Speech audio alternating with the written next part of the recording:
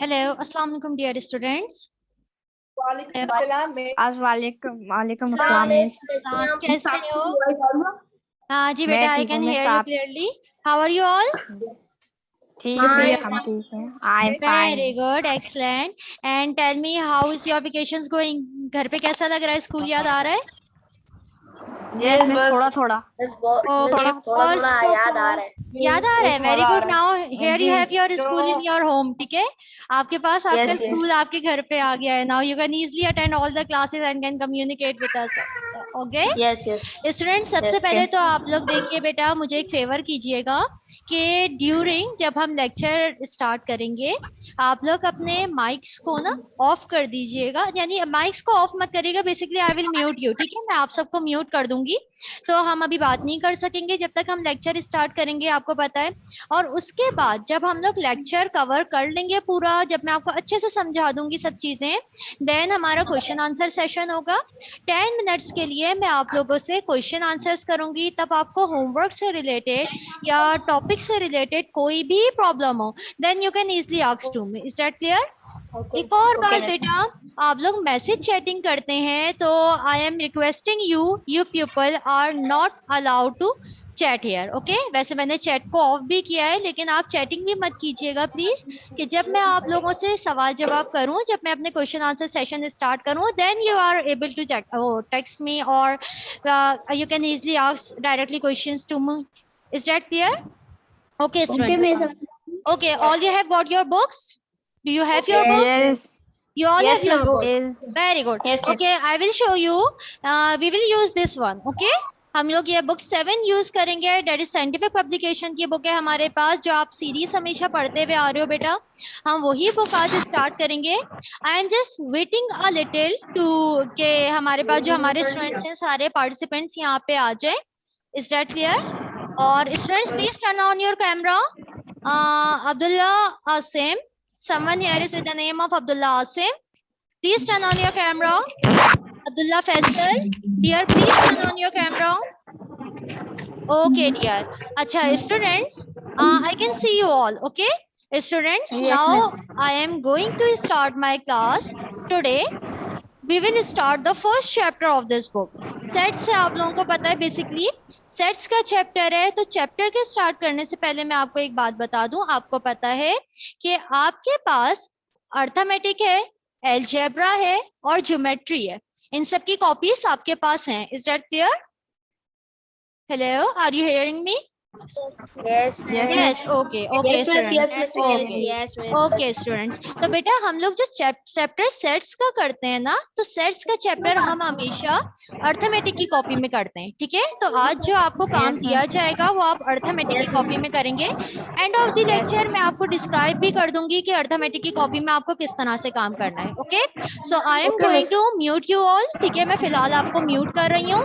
मैं दोबारा से रिपीट करूंगी, no audio chatting, no message chatting. We will discuss our question in the last of our lecture. Is that clear? Okay, dear. Okay, now we are moving toward our lecture.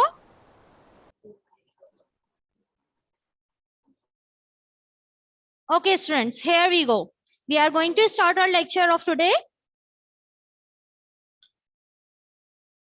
Students, first of all, I am going to tell you that you also know that you are now the students of class 7. Okay, you all know that you are now the students of class 7. So I have not mentioned it over here.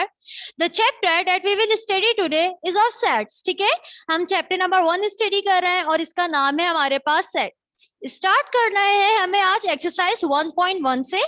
But before moving toward the exercise, first of all we will understand some basic definition that are very important for all of us to understand. Is that clear?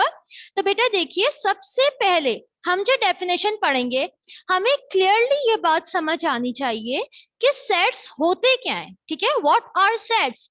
So here I have written the definition for all of you. A set is the collection of well defined and distinct object. Okay, well defined and distinct object. First of all, I will just translate it. ठीक है? What are sets? Sets is the collection of well-defined and distinct object. यानी ये एक collection है. किस चीज का collection है हमारे पास? Well-defined और distinct object का. अब ये भाई वेल डिफाइंड और डिस्टिंक्ट ऑब्जेक्ट, ये जो मैंने जरा मुश्किल से वर्ड आप लोगों के सामने बोले कि एक वर्ड मैंने बोला वेल डिफाइंड, सेकंड वर्ड मैंने यूज किया आप लोगों के लिए डिस्टिंक्ट का.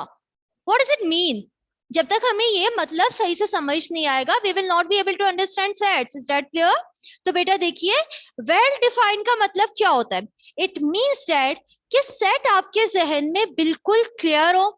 आपको पता होना चाहिए कि अगर आप सेट बना रहे हैं, ओके, जैसे आप लोग क्या करते हैं, अपनी कॉपीज का सेट अपने बैग के अंदर प्लेस करते हैं, तो आपके जहन में ये बात अच्छे से क्लियर होती है कि कॉपीज का सेट टेक प्लेस करते हुए सारी की सारी कॉपीज ही आनी चाहिए. There will be no any book. Is that clear? तो इसका मतलब क्या था? एक बात आपके जहन में क्लियर थी कि हमारा सेट क्या होगा? वेल डिफाइंड होगा. Is that clear? ओके, मैंने यहाँ पे आप लोगों को कुछ एग्जाम्पल्स दिए. जैसे आप लोगों के पास वेल डिफाइंड के वर्ड को समझने के लिए सबसे पहले देखो वेल डिफाइंड का मतलब क्या है. Set of vowels. वॉवेल्स क्या है? हमें बचपन से पढ़ाए जाते हैं A-E-I-O-U. You all know that vowels are A-E-I-O-U. Is that clear? इसका मतलब क्या है? जब मैंने अगर set of vowels बनाना है, so it means that there will be no any consonant, no any other alphabet will be included in this set. सही है? Set of vowels है, तो इसका मतलब है कि हम एक set बनाते हैं vowels का A-E-I-O-U. यानी इस सेट के अंदर अब वॉवेल्स ही आएंगी. अगर मैं यहाँ पे कोई एक एलिमेंट एच भी इस सेट में लगा दूं तो फिर क्या हो जाएगा? वेल डिफाइंड नहीं होगा. सही है? वॉवेल्स, अगर हम लोग वॉवेल्स का सेट बना रहे हैं तो इसका मतलब है सारे के सारे हमारे पास वॉवेल्स ही आएंगे. Okay, is that clear? Okay, the other example is of set of countries.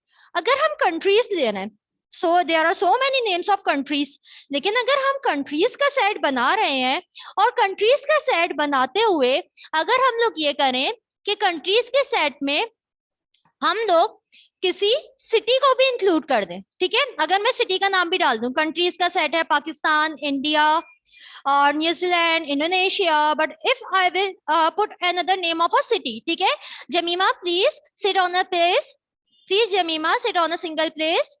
देखिए बेटा, अब अगर हम लोग क्या करें कि हम लोग अगर कंट्रीज के सेट में सिटी का नेम भी डाल दें तो ये वेल डिफाइंड नहीं होगा. वेल डिफाइंड होने का मतलब क्या है कि अगर हमने कंट्रीज का सेट बनाना है तो हम सारे नेम क्या करेंगे? कंट्रीज के ही लिखेंगे. Is that clear?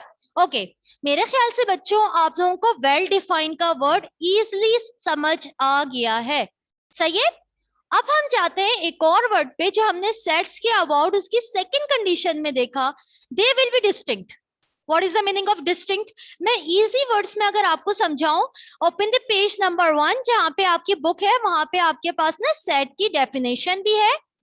आप एक पेंसिल को होल्ड कीजिए और उसके अंदर ये जो डिस्टिंक्ट है ना, इसके आगे आप छोटा सा यहाँ पे लिख लीजिए नो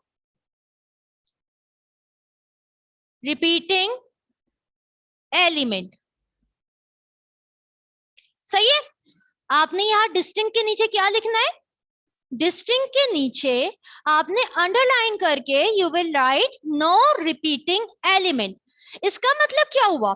यानी मतलब बेटा हमारे पास ये हुआ, डिस्टिंक्ट का मतलब क्या है कि कोई एलिमेंट हमारे पास रिपीट नहीं हो रहा होगा. सही है बच्चों? यानी कोई एलिमेंट रिपीट कैसे नहीं हो रहा होगा? जैसे देखिए मैंने यहाँ पे सेट ऑफ वॉवेल्स बनाए, ठीक है, सेट ऑफ वॉवेल्स बनाए, मैंने ए को भी एक दफा लिखा, ई को भी एक दफा लिखा, आई को भी एक दफा लिखा और यू को भी मैंने क्या किया? एक दफा ही लिखा है. ओके, अगर मैं ऐसे लिख दूं कि मैं एक सेट बनाऊं और वॉवेल्स का ई हो और मैं इसमें यूं करूं कि ए के यहाँ पे सेट है, ए को मैंने 2 दफा लिख दिया, ई आई ओ को मैंने 2 दफा और यू को फिर मैंने लिखा, so it will not fulfil the definition of sets. ठीक है, सेट की डेफिनेशन यहाँ पे हम लोगों की जो कंडीशंस है उसको फुलफिल नहीं करेगी. क्यों? क्योंकि उन्होंने कहा ऑब्जेक्ट डिस्टिंक्ट होना चाहिए. सिंगल ऑब्जेक्ट यूज होगा, ए एक ही दफा आएगा, ई भी, आई भी, ओ भी और यू भी, ठीक है। अच्छा सेट्स बेटा हम लोग मल्टीपल चीजों के बना सकते हैं, जैसे हम लोग अपनी डेली लाइफ में भी देखें ना, हम बहुत सारे सेट्स बनाते हैं। कैसे बनाते हैं, अगर आप अपने मदर को देखें usually, so she put all the plates in the kitchen in a set, ठीक है। सेट में आप क्या करती हैं, आपकी मदर प्लेट्स को पुट करती हैं, स्पून्स को अदर सेट्स में पुट करती हैं, सबको मर्ज करके नहीं रखती। So there are so many example of set in our daily life. हम हर रोज सेट्स बनाते हैं, हम हर रोज सेट्स बना के ही पढ़ते हैं, समझ आ रही है बेटा? Okay, I hope that the definition of sets is clear for all of you. Now we are moving toward the notation of sets. What is the notation of set? What is the meaning of notation? Notation हम basically कहते किसको है, पहले मैं देख लो, is there anyone who want to join our class? Yes, there is a student. I am going to admit it. Okay, class student, पहले मैं एक बात बोलूं, please try to join the class as soon as possible. आप शुरू में ही join कर लिया करें, इसलिए कि लेक्चर आपका डिस्टर्ब भी ना हो और आप लोगों को एडमिट करने में प्रॉब्लम भी ना हो। अब आप देखिए बेटा, हम लोग नोटेशन ऑफ सेट्स पे जा रहे हैं। क्या होगा, क्या लिखा मैंने यहाँ पे, sets are usually denoted by capital letters. Sets को हम किससे डिनोट करते हैं, कैपिटल लेटर से। इसका मतलब क्या हुआ, इसका मतलब ये हुआ बेटा कि जब हम कोई सेट बना रहे हैं, प्लीज लुक ओवर हियर, तो हम उसको हमेशा जो नेमिंग करेंगे ना, नाम देंगे उस सेट का, हम क्या करेंगे, कैपिटल लेटर से डिनोट करेंगे। जैसे वो कैपिटल लेटर हमारे पास ए भी हो सकता है, बी भी, सी भी, so on till X Y Z. Usually जो हम मैथमेटिक्स की कॉपी में देखते हैं कि सेट को कैसे नेमिंग की गई है, तो सेट को बेटा यूजुअली नेमिंग किया जाता है capital letter A B C से या फिर एक्स वाई जी से। अब भाई अगर हमने ये बताया मैंने, तो मैं आपको लिखकर भी यहाँ पे दिखाती हूँ कि हम सेट कैसे बना सकते हैं। अगर सपोज करो कि मैं सेट ऑफ नेचुरल नंबर बना रही हूँ लेस देन 6, ठीक है, मैं बना रही हूँ यहाँ पे एक सेट और मैंने यहाँ पे लिखा set of natural number less than 6, ठीक है, set of natural number less than 6। तो मैं कैसे बनाऊंगी, देखिए बेटा, name of the set should always be a capital letter, ठीक है, हमेशा नेमिंग क्या होगी, कैपिटल लेटर से। जैसे मैंने यहाँ पे एक सेट का नाम दे दिया, मैंने इसको बी का, ओके, बी हमारे पास एक सेट है, फिर हम इज इक्वल टू लगाते हैं, फिर हम लोग ब्रैकेट यूज करते हैं, और हमेशा जो हम ब्रैकेट यूज करेंगे सेट्स को बनाते वक्त, वो ब्रैकेट हमेशा कौन से होंगे, कर्ली ब्रैकेट, ओके, याद रखिएगा कर्ली ब्रैकेट यूज करने। अब हमें क्या करना है, नेचुरल नंबर्स को जो कि लेस देन 6 हो, लेस देन 6 का मतलब क्या है, नेचुरल नंबर कहाँ से स्टार्ट होते हैं, 1 2 3 4 एंड सो ऑन, लेकिन लेस देन 6 यानी 5 पे हमें अपने सेट को एंड कर देना है। कैसे लिखेंगे हम, 1 2 3 4 5, और ये फिर हमने अपना कर्ली ब्रैकेट क्लोज कर दिया। अब ये मैंने सेट बनाया, तो यहां से तो आपको एक बात क्लियर हो गई, क्या क्लियर हुआ कि रिप्रेजेंटेशन ऑफ अ सेट हमेशा कैपिटल लेटर से होगा, यानी सेट को हम हमेशा कैपिटल लेटर से रिप्रेजेंट करेंगे। Is that clear? Second thing, अब देखिए बेटा, एक बात का और ख्याल रखना है, अगर यहाँ तो मैंने नंबर्स यूज कर लिए, लेकिन अगर ऐसा हो कि सेट में आप नंबर्स की जगह other than numbers alphabet, English alphabet use कर रहे हैं, यानी सेट के अंदर ब्रैकेट्स के अंदर हम इंग्लिश अल्फाबेट्स को लिख रहे हैं, तो बेटा हमेशा उन अल्फाबेट्स को हम स्मॉल लेटर्स से लिखेंगे। Is that clear? उन अल्फाबेट को हम कौन से लेटर्स से लिखेंगे, स्मॉल लेटर्स से, लेकिन नेमिंग ऑफ द सेट हमेशा कैपिटल लेटर से होगी। Okay, I think you all have got it. Okay, now class, अब आप ये देखिए बेटा, यहाँ पे मैंने रिप्रेजेंटेशन ऑफ अ सेट तो लिखा, लेकिन एलिमेंट ऑफ अ सेट किस चीज को कहते हैं, एलिमेंट ऑफ अ सेट या मेंबर ऑफ अ सेट क्या चीज होती है बेटा? देखिए, ये हमने एक सेट बनाया, ये चीज कहलाएगी, बी कहलाएगा रिप्रेजेंटेशन ऑफ अ सेट, जिसको मैंने यहाँ पे बी से रिप्रेजेंट किया है, ओके। और सेट के अंदर जो सारे मेंबर्स आपको नजर आ रहे हैं, whatever is written inside the set, whatever is written, even the name of the rivers, countries, even it is counting or alphabets, बेटा whatever is written inside the cell is set, इसको हम नाम देंगे element of set या फिर एक और नाम दे सकते हैं हम इसको, क्या नाम दे सकते हैं? Member of set. Is that clear? अब आप लोगों को क्या समझ आया? हम लोगों ने पढ़ा this B is known as representation of a set. The set will always be written inside the curly bracket. All the elements of the set will be written inside the curly bracket, and the object inside the curly bracket will be known as element of set as well as members of set. Is that clear? Okay, I am taking a little gap to admit my students in my class. Okay, I have admit you all. Here we go. Okay, now students, we are moving toward the lecture. Okay, यहाँ देखिए आप लोगों ने यहाँ पे sets तो सब कुछ अच्छी तरीके से समझा। क्या क्या समझ लिया हमने? Definition of sets, notation of sets and elements of set. Now you can make sets by your own. ठीक है, आप ऑड नंबर्स का, इवन नंबर्स का ट्राई बाय योर ओन आप सेट्स बना सकते हैं। ओके, नाउ फर्दर हम लोग जा रहे हैं दो सिंबल्स की तरफ। What are these symbols? मैं अभी यहाँ पे लिखूं बेटा, एक साइन मैं आपको यहाँ पे शो कर रही हूं, this one, this is a symbol, okay? और एक मैंने सिंबल यहाँ पे शो किया आपको, ये वाला।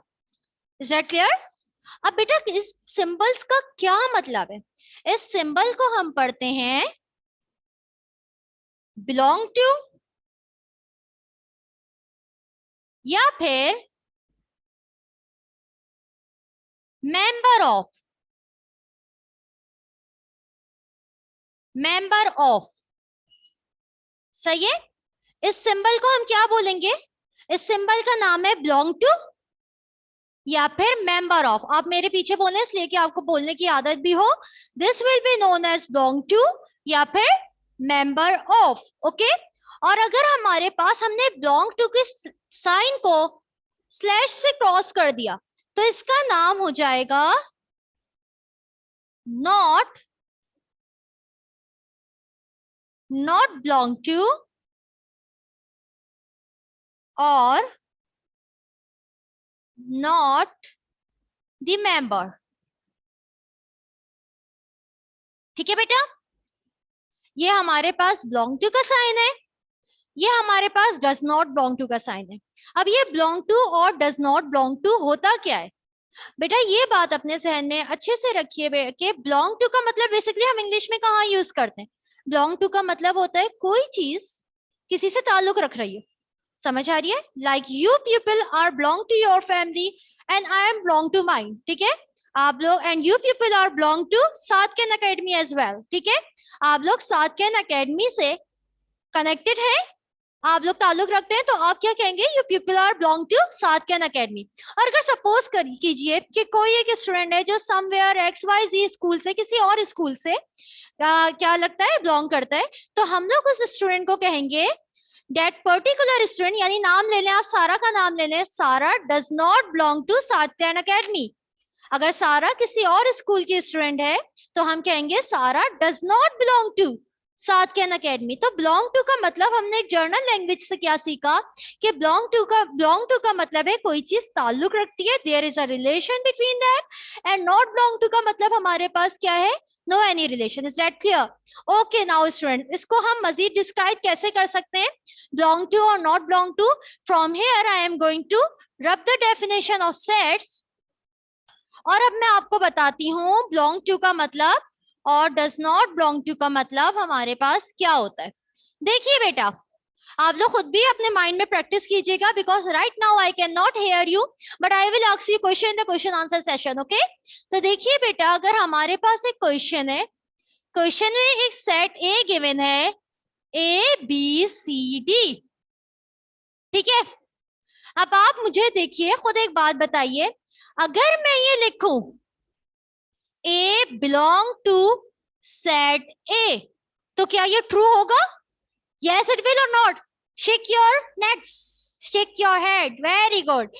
देखो बेटा, आपको नजर आ रहा है A जो है स्मॉल a, कैपिटल A का मेंबर है, that's why A belong to capital A, and this is definitely true। okay, लेकिन अगर मैं ये लिखूं कि J, I will change my marker, J belong to A, तो क्या ये ट्रू होगा? Yes or no? J, आपको A के सेट में कहीं J नजर आ रहा है?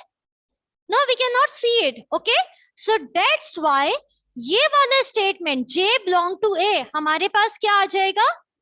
फॉल्स होगा. ठीक है, हम इसको दूसरी तरह से अगर हम इसको करेक्ट करके लिखें तो कैसे लिखेंगे? हम बोलेंगे J does not belong to A, यानी J is not the member of set A. Is that clear? Okay, I hope that belong to and does not belong to is clear for all of you. We will continue this exercise in your questions. Okay, हम belong to और not belong to को further अपनी exercises से questions भी सीखेंगे बेटा. Now I am moving toward the further definitions of or types of sets. Okay, हम types of sets की तरफ move कर रहे हैं. हम types of sets की तरफ बेटा move कर रहे हैं. Okay, here I am going to rub everything from here. Okay,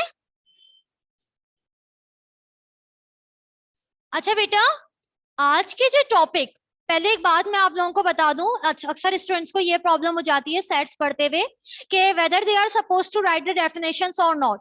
तो बेटा आपको कोई डेफिनेशन खुद नहीं लिखनी है अभी. ठीक है, जो कुछ मैं बोर्ड पे रिटन कर रही हूँ it is already provided in your book from page number 1 till page number 4. इसीलिए मैंने यहाँ पे पेज नंबर्स आपके पास मेंशन कर दिए थे कि you are not suppose to write down in your copies. आपको अपनी कॉपीज में इन सारी डेफिनेशंस को नहीं लिखना. You are just suppose to understand it well over here. Okay, सारी डेफिनेशंस आपके पास आपकी बुक में पेज नंबर 1 से पेज नंबर 4 पे गिवन है. ओके, हाँ, काम क्या करना है आपको कॉपी में, जो आपको मैं आखिर में एक्सरसाइज का काम दूंगी, होम टास्क दूंगी, that you are suppose to do. Is that clear class? Okay बेटा, देखिए हमारा टाइम थोड़ा सा हमारे पास बहुत ज्यादा नहीं है, इसलिए और डिटेल डिस्क्रिप्शन पॉसिबल नहीं है. अब हम लोग यहाँ पे पढ़ रहे हैं types of sets. Types of sets का मतलब हमारे पास क्या है? There are basically 3 types of set. 3 types of set हम लोगों के पास कौन कौन से हैं? नंबर 1 है हमारे पास फाइनाइट, नंबर 2 इनफाइनाइट, और नंबर 3 ओके फाइनाइट सेट क्या है? मैं बहुत मुश्किल सी कोई डेफिनेशन नहीं पढ़ाऊंगी, मैं सिंपल फाइनाइट सेट को एक सिंगल वर्ड से डिस्क्राइब करती हूं, लिमिटेड. लिमिटेड, लिमिटेड का मतलब क्या हुआ? बहुत आसान हो गई डेफिनेशन. क्या हो गई भाई? फाइनाइट का मतलब हमारे पास क्या होता है? फाइनाइट का मतलब होता है एनीथिंग विच हैज लिमिट, यानी वो चीज जिसके पास लिमिट हो. लिमिट का मतलब क्या है कि आपको एंडिंग पॉइंट गिवन होगा. जैसे एक सेट में यहाँ पे लिखती हूँ आप लोगों के लिए. लिमिटेड का मतलब मैं एग्जाम्पल भी इसी के आगे आपको डिस्क्राइब करूं कि ये एग्जाम्पल है कि अगर मैंने एक सेट लिखा, सेट ए, और सेट ए के एलिमेंट है हमारे पास 2, 3, 5, 7 प्राइम नंबर्स लिखे मैंने, और यहाँ पे आप देख रहे हैं 7 के बाद मैंने जस्ट आफ्टर 7 ब्रैकेट को क्लोज कर दिया है. इसका मतलब है ये हमारे पास एक लिमिटेड सेट है. और अगर ये हमारे पास एक लिमिटेड सेट है तो इस सेट का नाम क्या होगा? Finite set. क्या होगा इस सेट का नाम? Finite set. अच्छा बच्चों, अगर फाइनाइट सेट क्लियर है तो हम आगे की तरफ मूव करते हैं. What is infinite set? Infinite को भी मैं एक ही वर्ड से डिस्क्राइब करूंगी, that is unlimited. What is the meaning of unlimited set? Unlimited का मतलब क्या होता है? Unlimited means there is no any ending point, so on चलता चला जा रहा है. लाइक कैसे? अनलिमिटेड सेट्स कौन से होंगे? अगर मैं बोलूं set of natural numbers. Natural numbers जो होते हैं बेटा, वो हमें पता है काउंटिंग कहाँ एंड होती है? हमें बिल्कुल नहीं पता. नेचुरल नंबर स्टार्ट तो हमारे पास 1 से होते हैं, लेकिन हमें इसका एंडिंग पॉइंट नहीं पता. सो दैट्स व्हाई हम लोग क्या कहेंगे?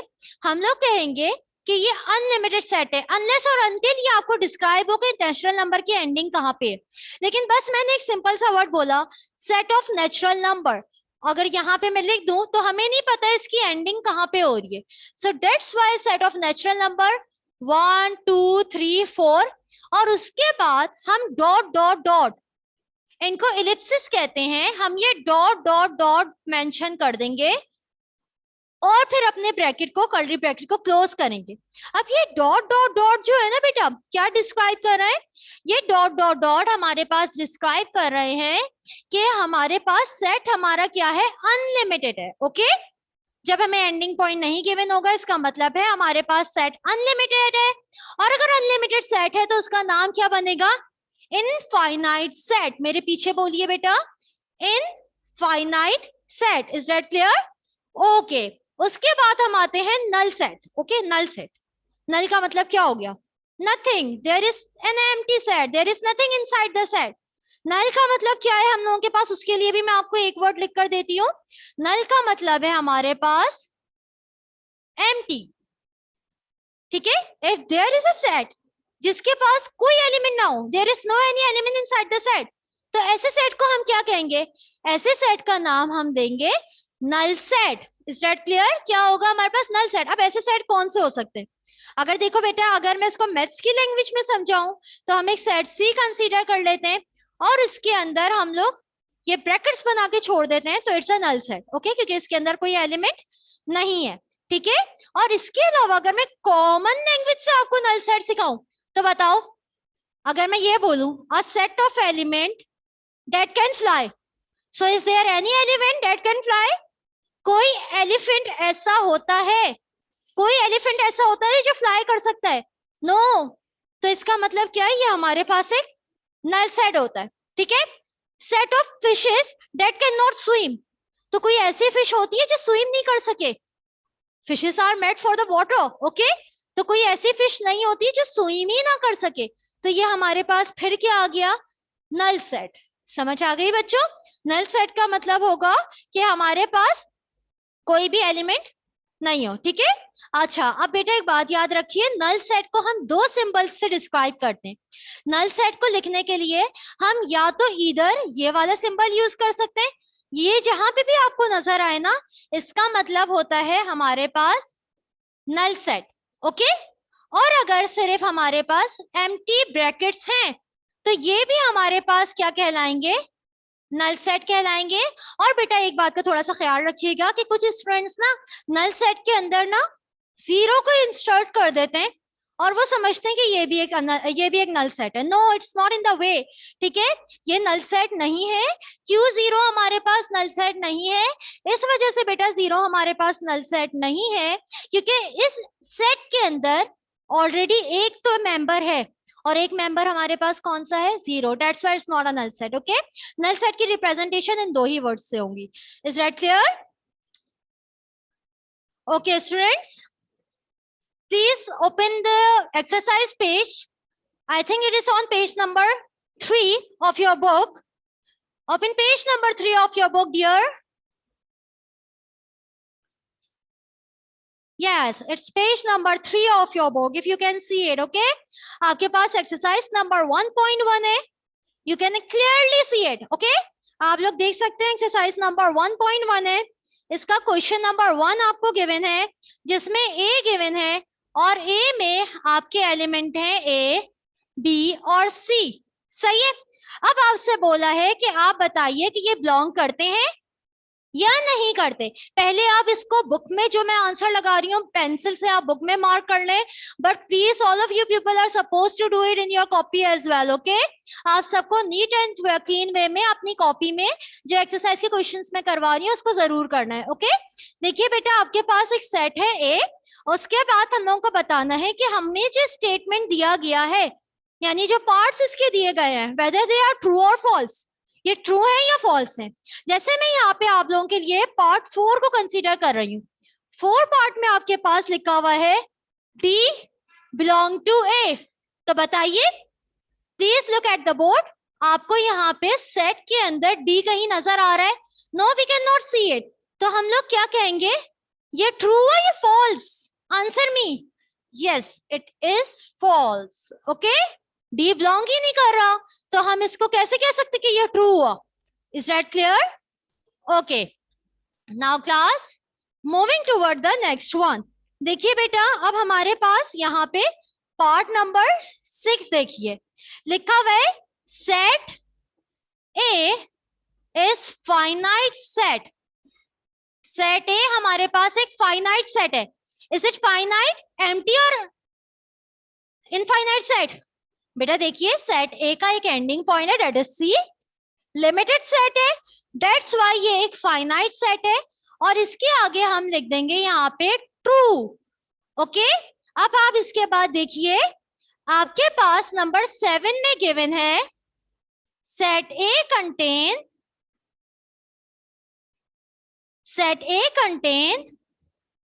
3 एलिमेंट। सेट ए में हमारे पास 3 एलिमेंट्स हैं। Count the elements with me, 1 2 3। So yes dear, set A में हमारे पास 3 एलिमेंट्स हैं। सो इज इट ट्रू और false? Definitely is it true? Okay, it is true. So we will write T over here. Now students, आप मेरी बात please गौर से सुनिएगा. You can see this page of your book that I am going to show you.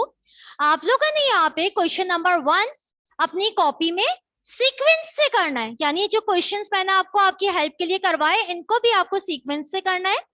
Then you are supposed to do question number 2 as well. Question number 2 पे भी अपनी books में टिक लगा दीजिए. बेटा आपको क्वेश्चन नंबर 2 में कुछ नहीं करना. क्या बोला जा रहा है आपसे? Pick out the correct answer from each of the following bracket. आपको ना यहाँ पे एमसीक्यूज दिए गए और इसमें आपको फाइनाइट और इनफाइनाइट ही समझाना है. अगर तो आपको टॉपिक अच्छे से क्लियर है, आप ये एक्सरसाइज इजीली कर सकते हैं. आपको इसको सिर्फ सर्किल करके, जिस तरह से चूज द बेस्ट आंसर करते हैं आप लोग, उसी तरह से कॉपी में करना है. जैसे फर्स्ट का आंसर देखिए, number 1, n is equal to 1 2 3 और सो ऑन. ये डॉट डॉट डॉट्स बता रहे हैं हमें कि सेट क्या है, सेट इनफाइनाइट है. तो आप यहाँ पे क्या लिख देंगे? अपने ब्रैकेट्स में से इनफाइनाइट लिख देंगे. ओके, मैंने एक एग्जाम्पल दिए. और बेटा प्लीज आप ये वाला जो हमारे पास ये पेज नंबर 4 पे ये क्वेश्चन एंड हो रहा है, इसको आप अच्छे से अपनी कॉपी में कर लिएगा. Now students, I am going to turn on your camera, sorry turn on your mic, so that you can easily ask me the question that you are having. Okay, please turn on your mics. वालेकुम सलाम जी. जी बेटा बोलिए. बोलिए बेटा.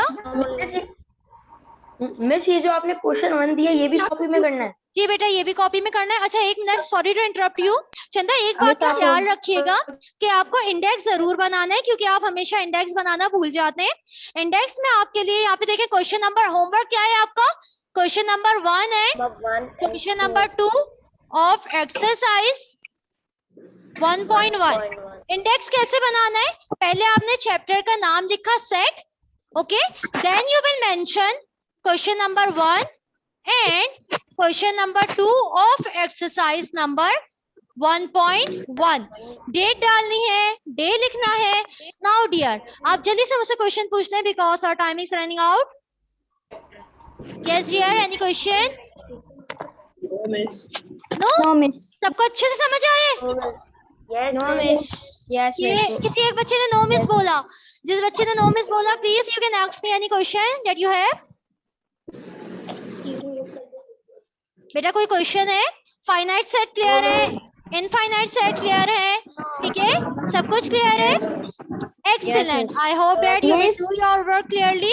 And now जी बेटा. Teacher miss, मेरा question ये है, आपने जो क्वेश्चन नंबर 2 दिया है. बेटा एक मिनट चंदा, I will, if you have any question you can ask me on WhatsApp. हाँ बेटा, क्वेश्चन नंबर 2 में आपको सब कुछ करना है एज इट इज. पहले पूरा क्वेश्चन उतारना है, देन ब्रैकेट्स बनाने. Okay, now this time to say you bye. Take care of yourself. I hope that you enjoyed the class. Allah Hafiz beta. Allah Hafiz miss. Allah Hafiz.